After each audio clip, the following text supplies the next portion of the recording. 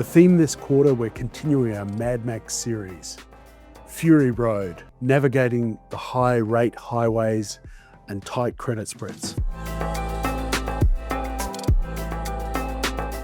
Looking forward, returns look interesting.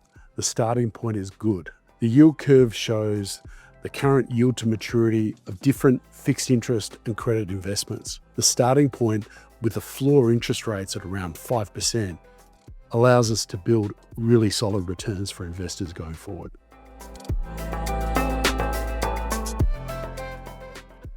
Unfortunately, the unresolved conflict in the Gulf continues to drive volatility. Oil prices rallied 23% in June, but have almost retraced that in July already as there's a resumption of conflict. We are concerned about the Houthis who have joined the conflict and may close another shipping route. The land grab to establish dominance in AI is leading to a huge expenditure to allow for the processing of AI. This competition with hyperscalers is leading to a massive build-out, which has led to significant demand for chips, data centers, and energy. This build-out requires funding, and capital markets are struggling to keep up. The question we have right now is, will the revenue model justify the capital expenditure? In credit markets, the AI build-out is starting to show up in meaningful debt issuance. On the supply side, there's a huge volume of debt required. Some estimate between $1 to $10 trillion. This technology sector is growing rapidly in the investment grade universe and shows no signs of slowing down. On the demand side, credit spreads have widened. Many investors think demand is nearing its limit, but there will always be buyers or marginal buyers at higher credit spreads.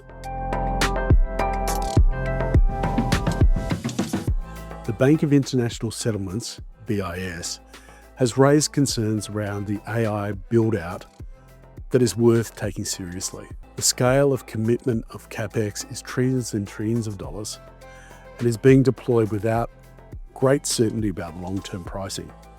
Historically, technology changes of this type have led to investment bubbles, which tend to end badly. The AI scale is particularly large by historical standards. All of this argues for some degree of caution around the sustainability of the current AI investment cycle. This quarter, the Bentham funds had strong returns, most funds outperforming their benchmarks. A special mention for the syndicated loan fund, which produced really good alpha this quarter. In Australia, the government's recent tax changes are expected to have a real impact on the Australian economy. The capital markets game changes make income and assets more attractive.